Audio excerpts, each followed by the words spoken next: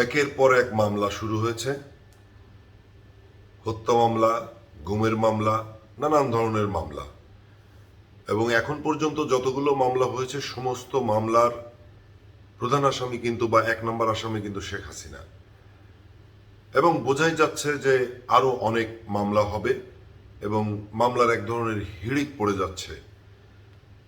এর ভেতরে আওয়ামী লীগের প্রধান সারির নেতারা তো আছে এবং শেখ হাসিনা অন্যতম।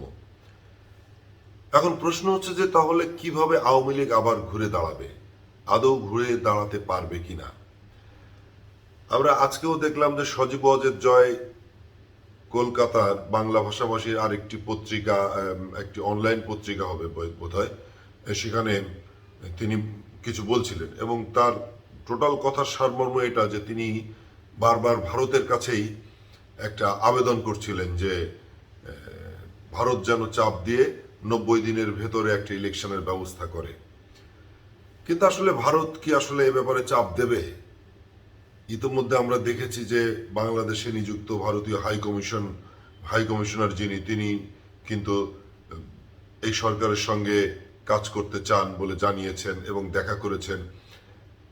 এটা তো খুবই স্বাভাবিক যে পাশের দেশের সাথে, আমাদের দেশের সাথে যে তাদের বৈদেশিক একটা ব্যাপার আছে, সেগুলো তো তারা কন্টিনিউ করতে চাইবে, এটা খুবই স্বাভাবিক।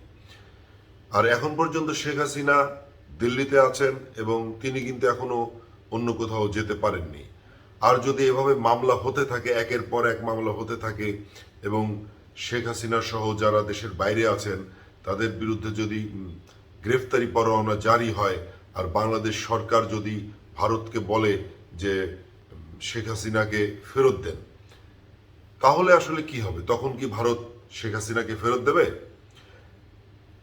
বাংলাদেশের সাথে ভারতের একটা বন্দি বিনিময় চুক্তি আছে এবং সেই চুক্তিতে নানান সময় দেখা গেছে যে বন্দি বিনিময় হয়েছে। তো শেখ হাসিনা কি সেই চুক্তির আওতায় পড়ে যাবে? তাহলে তো শেখ হাসিনাকে ভারত ফেরত দিতে আইনগতভাবে বাধ্য হবে। আর ভারত কি চাইবে দীর্ঘমেয়াদী বাংলাদেশের সাথে একটা বৈরী সম্পর্ক তৈরি হোক? সেটা বোধহয় চাইবে না। এখন পর্যন্ত যা দেখা যাচ্ছে তাতে করে পৃথিবীর অনেকগুলো দেশ, খুব গুরুত্বপূর্ণ দেশগুলো এই সরকারের স্বীকৃতি দিয়েছে এবং জাতিসংঘেরও এক ধরনের সাপোর্ট আছে, সেটা খুবই স্পষ্ট। এই মুহূর্তে আওয়ামী লীগ কি আবার ঘুরে দাঁড়াতে পারবে কিনা এ নিয়ে ভীষণ রকমের সংশয় আওয়ামী লীগের ভেতরই। কেননা আওয়ামী লীগের মাথা যদি না থাকে, আওয়ামী লীগ যারা কন্ট্রোল করে তারা যদি না থাকে, তারা যদি মামলায় জর্জরিত হয়ে যায়, তারা যদি দেশে না থাকে, তাহলে আসলে এই আওয়ামী লীগকে কে সংগঠিত করবে বা কারা সংগঠিত করবে এবং কার নেতৃত্বে আওয়ামী লীগ এগিয়ে যাবে? এ নিয়ে আওয়ামী লীগের ভেতরেই এখন নানান ধরনের সংশয় এবং শঙ্কা দেখা যাচ্ছে। তবে শেখ হাসিনার ভাগ্যে কি আছে এটা এই মুহূর্তে বোঝা যাচ্ছে না। যদি তিনি ভারতেই থাকেন আর বাংলাদেশ সরকার যদি তাকে ফেরত চান, যেহেতু ভারত সরকার বাংলাদেশের সঙ্গে তারা কাজ কন্টিনিউ করে যেতে চান, সুসম্পর্ক রাখতে চান, তাহলে তারা কি শেখ হাসিনাকে তারপরেও কি দিল্লিতে রেখে দেবেন নাকি বাংলাদেশে ফেরত দেবেন? এ ধরনের নানান কথাবার্তা এখন চলছে। বন্ধুরা, যারা ভিডিওটা দেখছেন সবাইকে অসংখ্য ধন্যবাদ। সবাই ভালো থাকবেন, সুস্থ থাকবেন।